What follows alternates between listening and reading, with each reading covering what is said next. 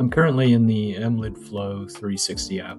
This is the browser-based version of the Emlid Flow app that you might do data collection with your mobile device and an Emlid GPS receiver in the field. I was asked about adding DroneDeploy imagery as a background layer, and it turns out it's pretty easy. Within Emlid Flow 360, if you come up to your layers and then add map layer, I'm going to do new, and I'm going to use, for this example, the single plan connection. So I need my plan ID,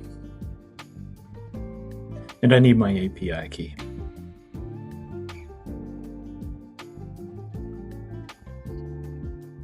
It's going to connect, and it gives me the options. In this case, I'm going to choose Orthomosaic, add one layer. You can see I've done this twice, so it's showing up. I'm going to do add to project. Come back to my map. As you can see in layers, it actually gives me the ability to turn it on, turn it off.